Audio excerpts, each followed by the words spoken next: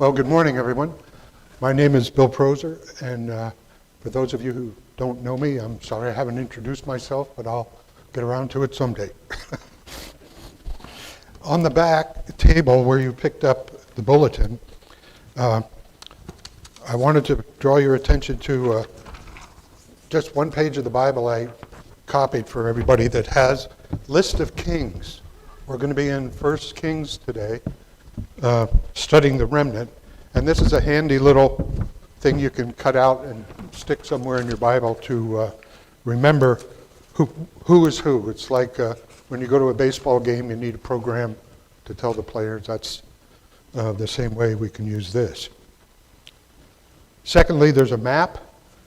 I think it's 4/6 from Jeremy's collection that tells you where Shechem is and the area around which we'll be speaking. So both of those I've copied off for your use.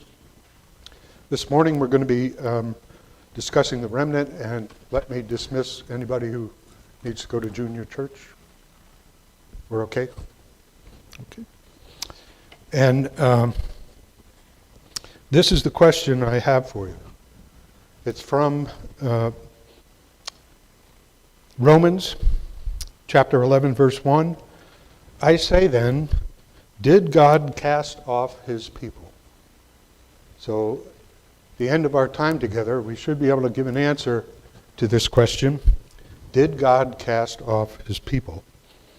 And that brings us to the remnant. The remnant of Israel, past, present, and future, is what I'm going to be talking about. And in the introduction, in the handout I've given you, first I want to give you the meaning. The doctrine of the remnant of Israel means that there are always some who believe within the Jewish nation as a whole. And all those who believe constitute the remnant of Israel. So that's where the word remnant comes from. It's from many passages in the Bible that we'll go over, but it's the idea that within the great nation of Israel, there is a small other part of it, and that part is called the remnant. And there's always been a remnant. They are ethnically the same. Spiritually, they're different. The remnant is the spiritual section of Israel who has believed God. Let me read that once again. This is the meaning. The doctrine of the remnant of Israel means that there are always some who believe within the Jewish nation as a whole. 3, the remnant is always part of the whole of the nation. 4, it's distinct, but it's within the whole nation of Israel. And actually, the remnant has a dual citizenship. They're part of the nation of Israel. At the same time, they're part of the church. And finally, there is, in 5, 2 contrasts that I want you to be aware of. 2 contrasts in what we're going to go over today. The first is the miraculous versus the non-miraculous. The miraculous versus the non-miraculous. And the second is a contrast between noise and quiet. The second is a contrast between noise and quiet. So if you have those, you have the 5 ramifications of the meaning of what the remnant is. And now the concept. The concept of the remnant of Israel was apparent from the very beginning of Israel's history, as they began to multiply. As a doctrine, the theology of the remnant began with Elijah the prophet. So now we know who we're going to be talking about. There's this strange man named Elijah. And you remember how strange it is, because remember he tucks his robe up under his belt and outruns Ahab's chariot. And we'll get to that. That's weird. He outruns a chariot. He also is allowed to cut off rain to the nation Israel and to bring rain again. So there's a lot of things about Elijah that I don't understand. If we think about the glorification of Christ, who are the two people that show up when he's glorified? One of them is Elijah. A lot of people think that one of the two witnesses in the millennial kingdom will be Elijah. If you're Jewish, you know that there is in every Passover table an Elijah cup. And the youngest kid goes outside every Passover, opens the front door, and looks both ways and says, no, Elijah's not coming this year. And the whole Seder Passover dinner ends with this expression, maybe next year in Jerusalem. And that's the end of the Seder. So Elijah is in and out of these Bible passages all over the place. And as I said, I think it's a little weird, but there it is. So if you would open with me to 1 Kings chapter 12. 1 Kings chapter 12. We're going to get a little of the background of Elijah's ministry. I'd like to pick it up at verse 25. And if you're following along in the handout, you can see this. This is Elijah from 1 Kings 12, verse 25. Just follow along with me. There's a lot of reading this morning. I don't apologize for that. We're in the Bible, and so that's where we're supposed to be, rather than me just pontificating. Jeroboam built up Shechem in the Ephraimite hill country and lived there. From there he went out and built up Penuel. Jeroboam then thought to himself, now the Davidic dynasty could regain the kingdom. And if you remember, Solomon's two sons are Jeroboam and Rehoboam. And it's kind of a dumb way to remember, but that's the dumber the better in terms of remembering. So you have, if you think of Jeroboam as cherry bomb, right? Cherry bomb blows up, the kingdom divides, 10 tribes go north, they become Israel, 2 go south, they become Judah. Everybody with me? Okay, so in 12:25 to 33, you can see why Jeroboam is thinking bad things about what he's done. They sent for him, I pick up here 20, I think I left off. They might kill me and return to King Rehoboam of Judah. So does that make sense now why he's worried? He's thinking, okay, I've split from Judah. The Jews have split into two, Israel and Judah, and he is in Israel. And he's the king of Israel, thinking that they might kill me and return back south, right? Back south to the king of Judah. After the king had consulted with his advisors, he made 2 golden calves. Anybody find that repetitive? I'm now going to inoculate you with a disease I have. It's called doubling. Once you're inoculated with this, you begin to see it all through the Bible. This constant doubling. Remember Abraham? What's Abraham's big sin when he goes down to Egypt? He's got a beautiful wife. What does he say to Pharaoh? She's my sister. That's a weird sin, isn't it? But if you notice when he comes to Abimelech, he commits the exact same sin. And this morning you're going to see this doubling all through the Bible. What is Israel's blessing? It's a double blessing, right? Firstborn son, primogeniture, that law. They also get double cursing. Does that make a little sense out of Israel's history? They're doubly blessed, they're doubly cursed, there's twins all over the place, right? And I'll be asking you to notice when we go over these long passages that you'll see this doubling in the story of Elijah. So let me pick it up here again. I love this rationalization. it is too much trouble for you to go up to Jerusalem. Right? That's what he's saying. Look, Israel, here are your gods who brought you up from the land of Egypt.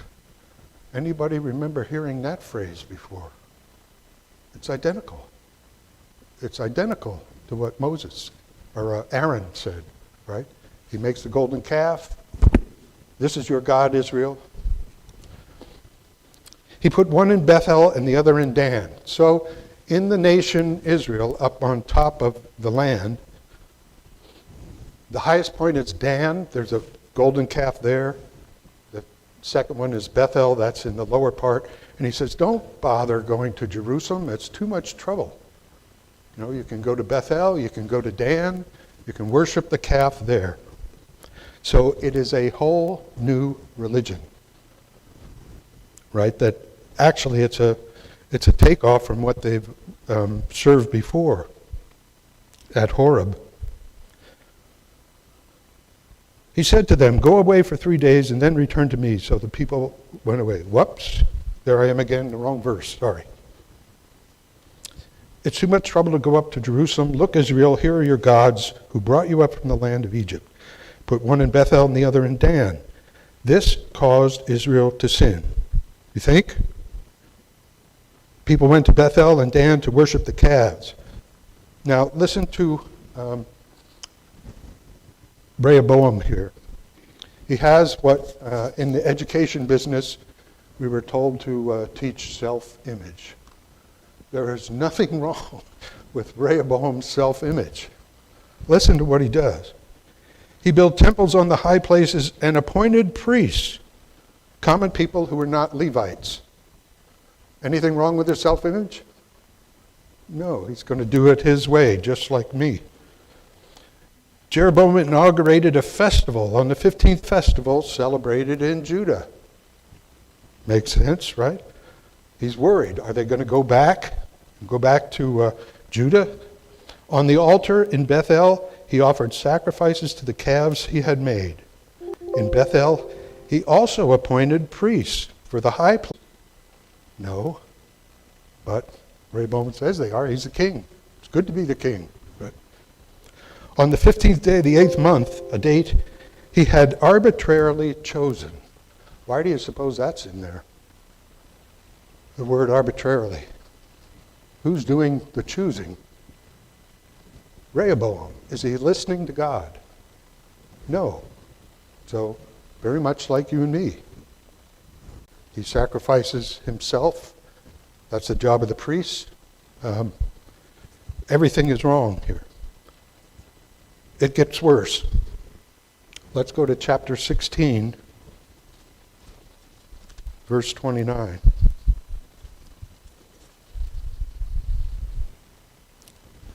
Now we get a little more of the background of Elijah. Ahab promotes idolatry. In the 38th year of Asa's reign over Judah. So now you see why I made that little chart for you. It's very confusing to go from Israel to Judah to this king to that king. So we have about 4 or 5 different kings mentioned in what we're going to cover this morning. And so with that little thing you can at least figure out who is who. Omni's son Ahab became king over Israel. Once again, I'm in 16 of 1 Kings 29 verse. Ahab, son of Omri, ruled over Israel for 22 years in Samaria. Ahab, son of Omri, did more evil in the sight of the Lord than all who were before him. That's a pretty significant phrase. Is it any wonder why Herman Melville chooses the name Ahab for his captain? No, he's captain of the Pequod. And it is Melville's long war with God, as one of the books describes it. As if following in the sinful footsteps of Jeroboam, son of Nebat, were not bad enough, he married Jezebel, daughter of the king Ethbal of the Sidonians. Now, King Ethbal, Pastor Jeremy has told us this is son of Baal. So Jezebel is a Canaanite worshiper. She worships the god of Canaan, who's a fertility god. And she is up in Sidon, which is north of, in the north of the land of Israel. And it's ironic because irony fulfills these pages of the story of Elijah. She eventually comes down to Jerusalem. And the Jews are worshiping Baal. As we read, Elijah's going to be sent up to the town right outside of Sidon, the northern kingdom, and the Canaanites are going to be worshiping the God of Israel. So you have what is called a chiasma structure in the text. When Omni's son Ahab ascended to the throne, he married Jezebel, a Phoenician princess from Sidon, and with her there's the introduction of an altogether new religion, the worship of Baal, the Canaanite storm god. The whole religious situation of Israel changed radically, and so did God's relationship with northern Israel. Into this new environment, God called Elijah, who has a life of paradoxes and ironies. The historical event, the next thing on your list, that gave rise to the doctrine of the remnant is in 1 Kings 17.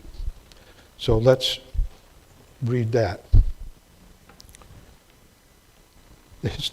Because of Israel's worship of Baal, God decreed a drought over the nation in verses 1 to 7. So 17:1, Elijah the Tishbite from Tishbe in Gilead said to Ahab, "As certainly as the Lord God of Israel lives, whom I serve, there will be no dew or rain in the years ahead unless I give the command." The Lord's message came to him. "Leave here, travel eastward. Hide out in the Kerith Valley near the Jordan. Drink from the stream. I have already told the ravens to bring you food there." So he carried out the Lord's message. He went and lived in the Kerith Valley near the Jordan. The ravens would bring him bread and meat each morning and each evening, and he would drink from the stream. Now you remember I told you to be watching for miraculous and non-miraculous. What about the bread and the meat? Where does he get that? From ravens. A miracle, right? You would agree? That's a miracle. If ravens bring you bread and meat morning and evening. But what about the stream? It's a regular stream. Is there anything miraculous about that? No. But you'll see that it dries up. After a while, the stream dried up because there had been no rain in the land. The Lord's message came to him. "Get up and go to Zarephath in Sidonian territory and live there. I've already told a widow who lives there to provide for you." So he got up and went to Zarephath, and when he went through the city gate, there was a widow gathering wood. That's fortunate. Coincidence, right? The rabbis say coincidence is not a kosher word. When he went through the city, there was a gate gathering wood. He called out to her, "Please give me a little water in a cup so I can take a drink." As she went to get it, he called out to her, "Please bring me a piece of bread." She said, "As certainly as the Lord your God lives, I have no food except a handful of flour in a jar and a little olive oil in a jug. Right now I'm gathering a couple of sticks for a fire. Then I'm going home to make one final meal for my son and myself. After we have eaten that, we will die of starvation." Elijah said to her, "Don't be afraid. Go and do as you plan. But first make me a small cake. Bring it to me. Then make something for yourself and your son. For this is what the Lord God of Israel has said. The jar of flour will not be empty. The jug of oil will not run out until the day the Lord makes it rain on the surface of the ground." Miraculous or not?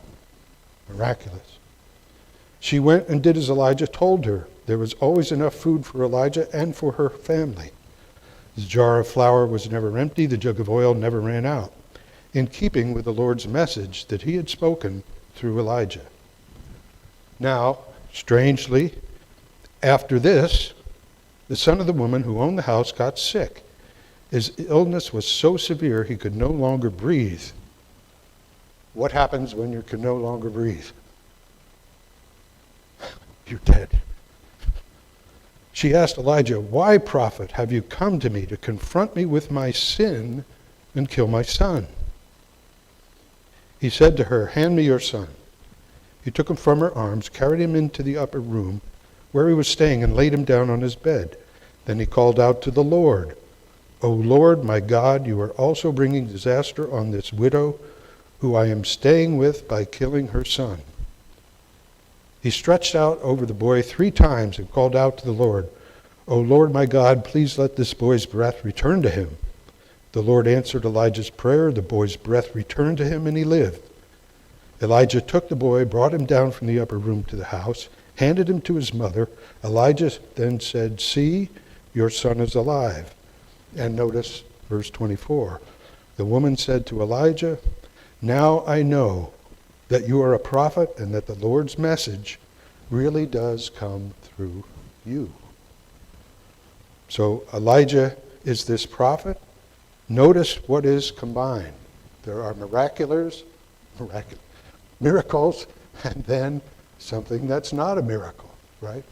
Ordinary life. The stream dries up, right? What is that teaching us? The Lord is in both. Ordinary and the miraculous. We can't figure this out. It doesn't seem on this earth that we will ever be able to tell. Why do young babies die? Why do people die in car crashes? Why are people in our congregation sick? We don't know. We won't ever know. I was given, I think, a great illustration one time. Somebody said, life is like a beautiful Persian carpet. That as you look at it, the patterns, the colors are just wonderful. But if you turn it over and look at how it was made, every piece of yarn or carpet is a complete, chaotic mess. I'm told that's true of rugs. If it is, it seems to me a very good illustration of what life is like. It's a mess down here. When we get up there, it will make sense. And the pattern will be beautiful. I find the same thing in Elijah's life. Right? He's told to go here. He's told ravens are going to feed him. Who can figure this out? No wonder unbelievers say, "What about this? You're nuts. You believe this? You're nuts." So God is able to take the miraculous and the non-miraculous, the food and the water, the miracle and the stream that dries up, Jezebel teaching, Elijah teaching, contrasting, and the second one is noise and quiet, which we haven't got to, but we will, because what is Elijah famous for? What's his great test that God has him perform? And it has to do with Jezebel, the priests of Jezebel.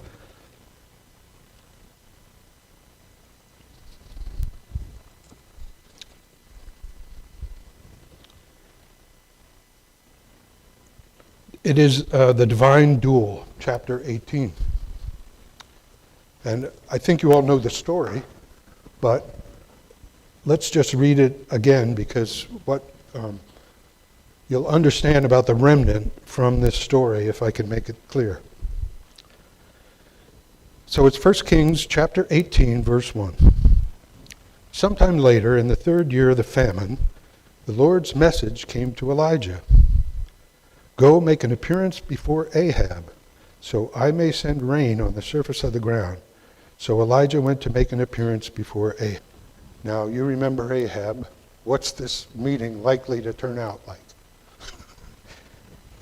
Is Ahab going to be happy to see Elijah, who's made famine for 3 years? No. Now the famine was severe in Samaria, so Ahab summoned Obadiah, who supervised the palace. Now Obadiah was a very loyal follower of the Lord. When Jezebel was killing the Lord's prophets, Obadiah took 100 prophets and hid them in 2 caves in 2 groups of 50. I wonder why there's 2 groups. If you're inoculated, you might be wondering too.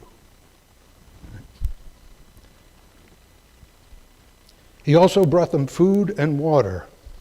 Ahab told Obadiah, "Go through the land to all the springs and valleys. Maybe we can find some grazing area so we can keep the horses and the mules alive and not have to kill some of the animals." They divided up the land between them to search it. Ahab went one way by himself. Obadiah went the other way by himself. As Obadiah was traveling along, Elijah met him. When he recognized him, he fell face down to the ground and said, "Is it really you, my master Elijah?" He replied, "Yes. Go and say to your master, Elijah is back." Obadiah said, "What sin have I committed that you're ready to hand over your servant to Ahab for execution?" You can see why he's worried, right? Ahab's not going to be happy to see Elijah.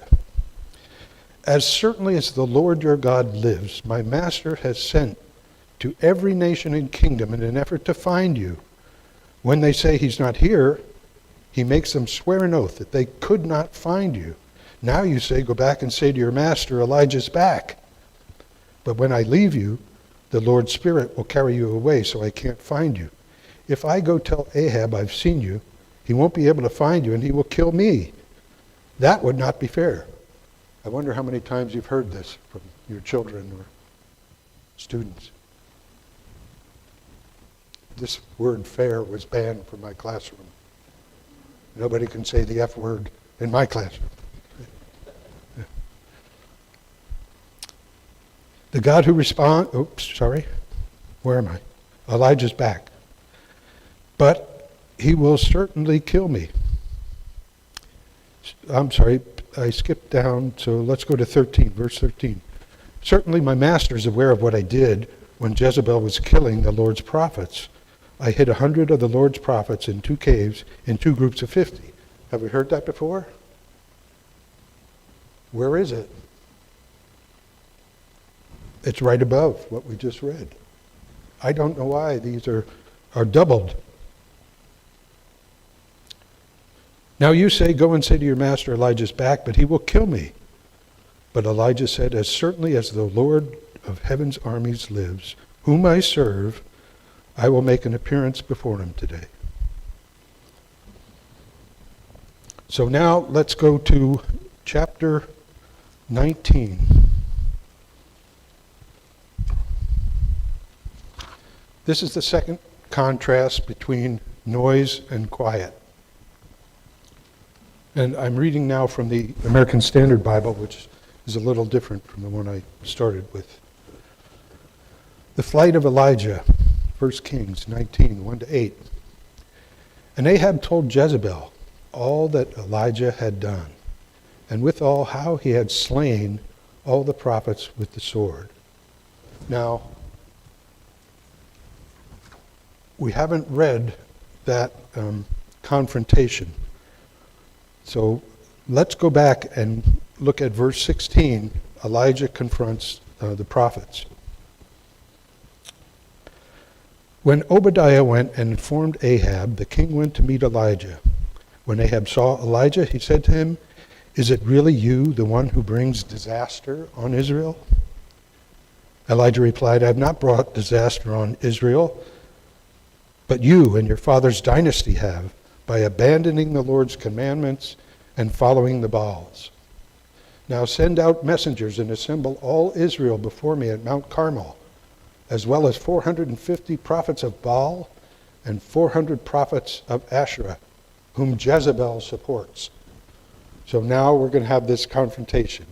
We have the prophets of Baal, we have the people that Jezebel supports.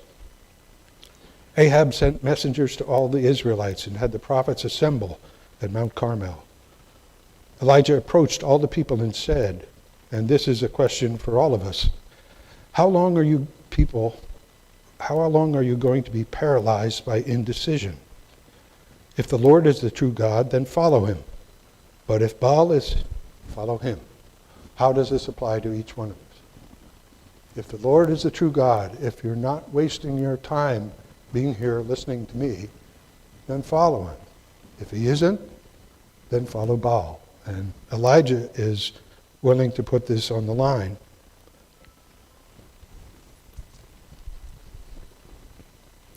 But the people did not say a word.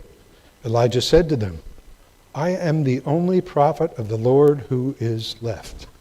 And that's critical to understand because Elijah is going to get very depressed, even after this tremendous demonstration of God's power.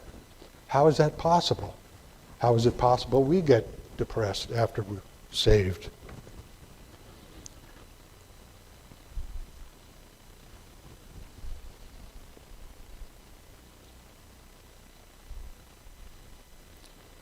I'm the only prophet who is left, but there are 450 prophets of Baal.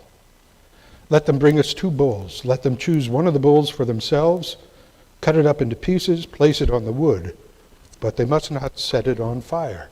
So they're going to prepare this great sacrifice, and they're going to see who is God. Is Baal God or is God of Israel God? Let them bring us 2 bulls. Let them choose one of the bulls for themselves, cut it in pieces, place it on the wood. Must not set it on fire. I will do the same to the other bull and place it on the wood, but I will not set it on fire. Then you will invoke the name of your God, and I will invoke the name of the Lord. The God who responds with the fire will demonstrate that he is the true God. All the people responded, and you'll like this. What did they respond? This is a fair test, right? So it's fair. Elijah told the prophets of Baal, choose one of the bulls for yourselves and go first, right? So there's no hanky-panky here. You guys choose which bull you want. And for you are in the majority. Invoke the name of your God, but do not light a fire. So they took the bull as he had suggested and prepared it. They invoked the name of Baal from morning until noon, saying, Baal, answer us. Now, what was the second contrast that I asked you to remember? Noise versus quiet, right? And what are the prophets of Baal doing? From noon until 12, right? 3 hours of doing what? Shouting, calling on Baal. But there was no sound and no answer. They jumped around on the altar they had made. At noon, Elijah mocked them. Yell louder, after all, he's a god. He may be deep in thought, or perhaps he stepped out for a moment, or has taken a trip. Perhaps he's sleeping and needs to be awakened. So they yelled louder, and in accordance with their prescribed ritual, mutilated themselves with swords and spears until their bodies were covered with blood. Throughout the afternoon, they were in ecstatic frenzy. But there was no sound, no answer, and no response. So you see this noise, you see this quiet. In many of the religions around the world, this bringing of blood, this is quite common. In Islam, they take a sword and hit their head until it bleeds. In Mexico, the penitentes are even crucified on a cross by ropes. They don't actually put nails in them. But all this is suffering for God. Remember Martin Luther whipping himself, right? This flagellation was part of the Catholic tradition for thousands of years. But none of it helps the problem. Elijah then told all the people, this is verse 30, approach me. So all the people approached him. He repaired the altar of the Lord that had been torn down. Then Elijah took 12 stones corresponding to the number of tribes that descended from Jacob, to whom the Lord's message had come. Israel will be your name. With the stones he constructed an altar for the Lord. Around the altar he made a trench large enough to contain 2 seahs of seed. Now, I hope you'll be very impressed. I looked up what a seah is. It's 7 dry quarts. So he pours this 7 dry quarts. It's actually water that he's pouring, but it holds enough seed for this seah. He made a trench large enough to contain 2 seahs of seed. He arranged the wood, cut up the bull, placed it on the wood. Then he said, fill 4 water jars and pour the water on the offering and the wood. When they had done so, he said, do it again. So they did it again. Oh, there's something. Do it a 3rd time. That doesn't fit the doubling. So they did it a 3rd time. The water flowed down all the sides of the altar and filled the trench. When it was time for the evening offering, Elijah the prophet approached the altar and prayed, O Lord God of Abraham, Isaac, and Israel, prove today that you are God in Israel and that I am your servant, and have done all these things at your command. Answer me, O Lord, answer me, so these people will know that you, O Lord, are the true God and that you are winning back their allegiance. Then fire from the Lord fell from the sky. It consumed the offering, the wood, the stones, the dirt, licked up the water in the trench. And when all the people saw this, they threw themselves down with their faces to the ground and said, what?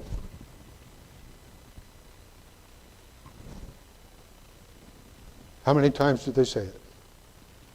Twice. You see this all over the place.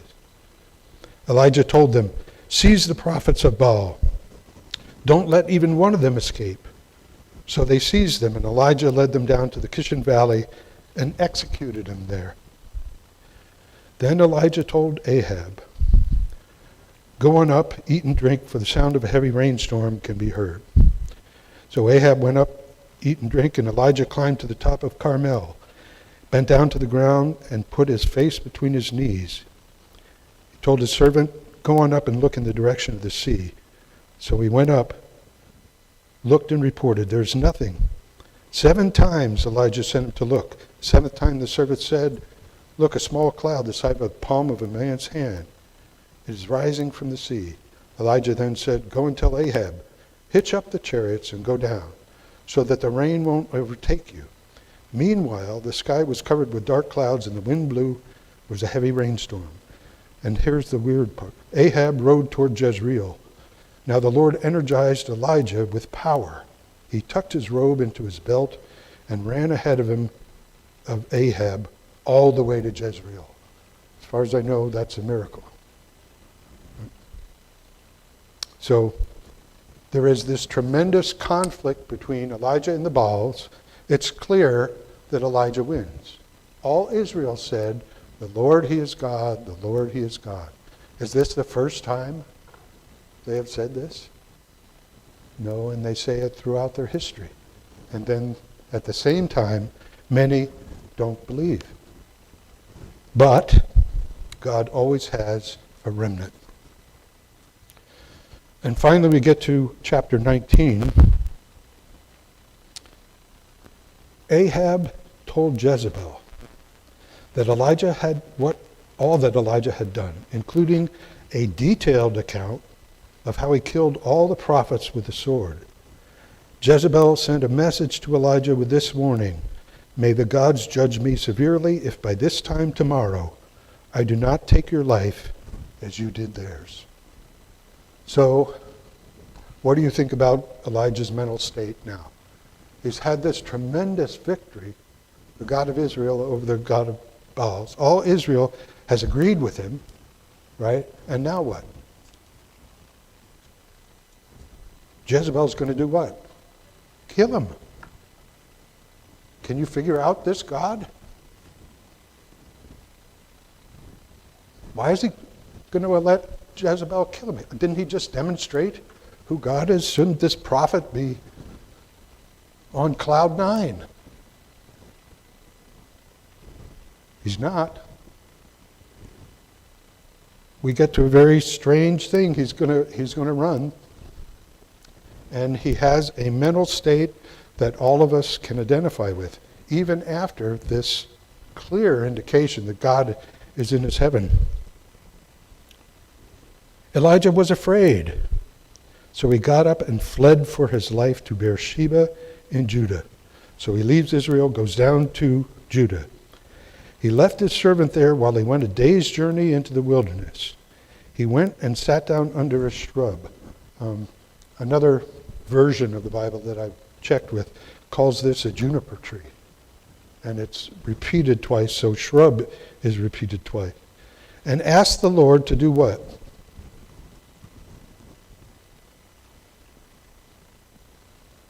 What's he asked the Lord to do? Take his life. He wants to die. How is this possible after he's just demonstrated that God is there? God knows all about this. God has everything under control. He's going to kill himself. Or he wants to. After all, I'm no better than all my ancestors. One commentator said that's because it's clear that Jezebel is now going to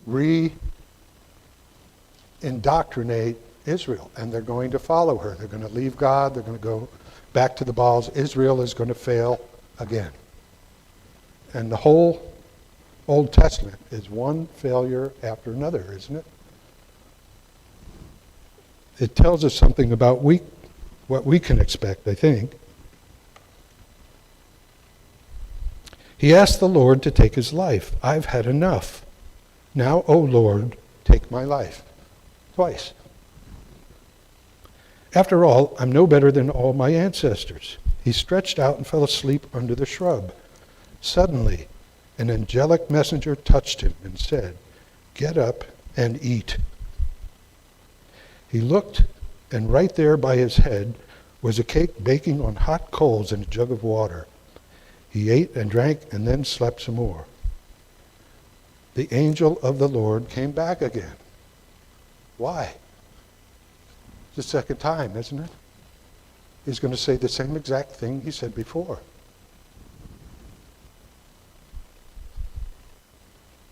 He ate and drank and then slept some more.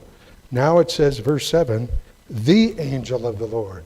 That is a whole different kettle of fish, isn't it? First one was an angel of the Lord, but who is it really now that it says the angel of the Lord? It's Jehovah, God of hosts. It's Christ in pre-appearance. And Christ is going to feed him some more. The angel of the Lord came back, touched him again, and said, "Get up and eat, for otherwise you won't be able to make the journey." So he got up and ate and drank. And it was quite a meal, because it says that meal gave him the strength to travel 40 days and 40 nights until he reached Horeb, the mountain of God. We have heard of Horeb before. Where did we run into this? Do you remember when the Jews leave Egypt? They wander in the wilderness, and they meet God where? At Horeb. So this is where the Ten Commandments came from. This is where all Judaism started as a nation. But Elijah is going to go there, and strange things happen. It isn't strange enough already with the angel of the Lord coming twice and feeding him twice. He went into a cave and spent the night. Suddenly the Lord's message came to him. And I would hate to get this question from God. What are you doing here, Elijah? Isn't that strange? What are you doing here, Elijah? Doesn't God know? Yes, he knows. He's going to ask him, guess how many times? Twice. It's the same. Why are you here, Elijah? He answered, I've been absolutely loyal to the Lord God of heaven's armies. Even though the Israelites have abandoned the covenant they made with you, torn down your altars, killed your prophets with the sword. I alone am left, and now they want to take my life. So he's depressed. The Lord said, go out and stand on the mountain before the Lord. Look, the Lord is ready to pass by. A very powerful wind went before the Lord, digging into the mountain and causing landslides, but the Lord was not in the wind. Strange. So there are landslides. Are landslides, dumb question, but I'll ask, noisy? Yes. So there's something going on here that is not clear with the first reading. After the windstorm, there was an earthquake. Are earthquakes noisy? I'm told. But the Lord was not in the earthquake. And after the earthquake was a fire, but the Lord was not in the fire. After the fire, there was a soft whisper. When Elijah heard it, he covered his face with his robe and went out, stood in the entrance of the cave. And this is a typical Jewish reaction. If you think you might be in the presence of God, you cover yourself. If you remember, Moses does the same thing coming down from the mountain. And then, what do we have again?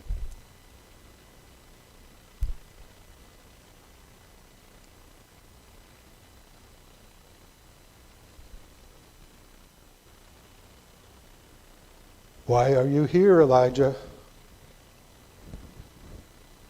And what does Elijah say? Is it the same? Yeah, just look. It's the same exact language. I've been absolutely loyal to the Lord of God's heaven's army. Even though the Israelites have abandoned the covenant they made with you, torn down your altars, killed your prophets with the sword, I alone am left, and now they want to take my life. I think Pastor Jeremy would say this is probably a pity party, right? Woe is me, I'm the only one. And what's the point of the whole lesson? All of the reading we've done in the hour that I've been up here. Oh, woe is me, I'm the only one. What is Elijah going to find out? He's not the only one. There is a hidden remnant that has always existed and will always exist. Do you think Vladimir Putin knows this? I don't think so.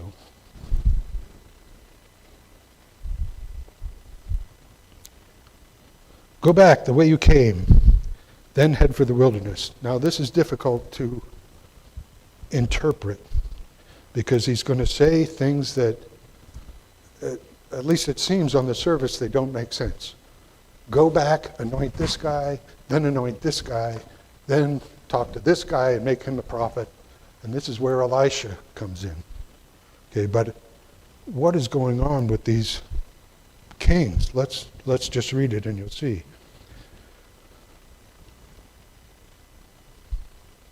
Go back the way you came, then head for the wilderness of Damascus. So he's now leaving Horeb. He's going to go way up to Damascus in Syria. Go and anoint King Hazael, king over Syria. You must anoint Jehu, son of Nimshi, king over Israel. And again, that's why this little chart, who's Jehu? He comes after so-and-so and so-and-so. You get the kings down. You must anoint Jehu, son of Nimshi, king over Israel, and Elisha, son of Shaphat, from Abel-Maholah, to take your place as prophet. Jehu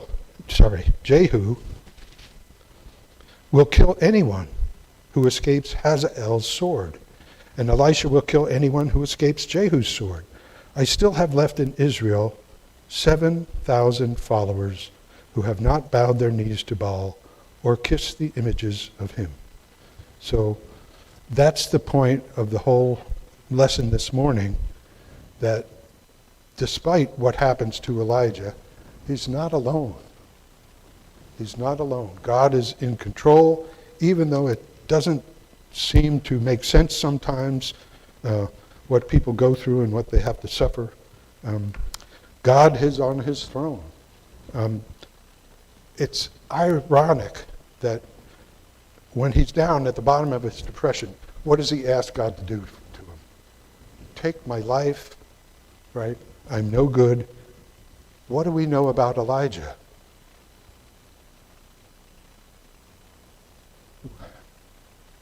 Does he ever die? No. That's the irony. He says, take my life. God said, no, you're not going to die.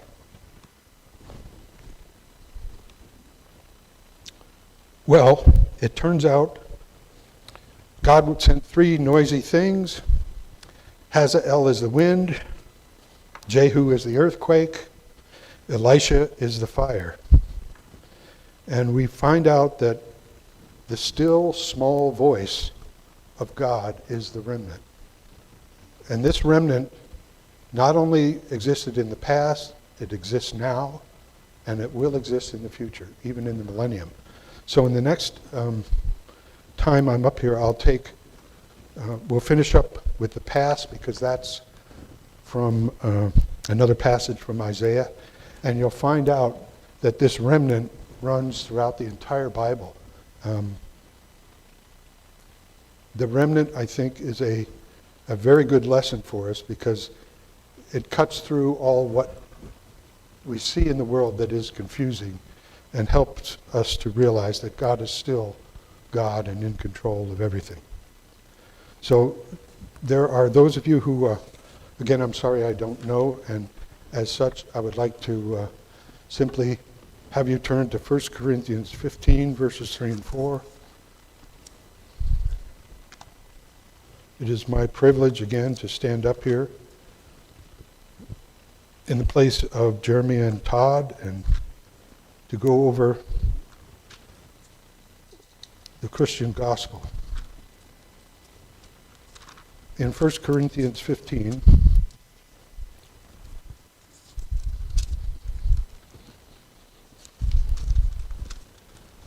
verse 3 and 4, Paul lines it out for us.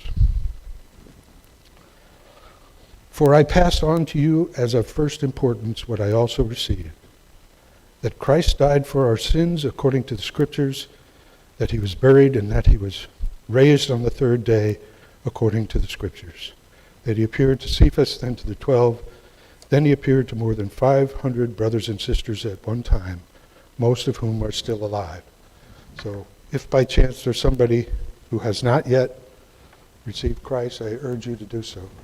And let's bow for prayer. Father, thank you for this day. Thank you for the opportunity to find out about Elijah and to wonder about the things that you have included in your word. We ask for your blessing on this congregation, that we might be able to go out and give this message to the world. We ask this in Christ's name. Amen.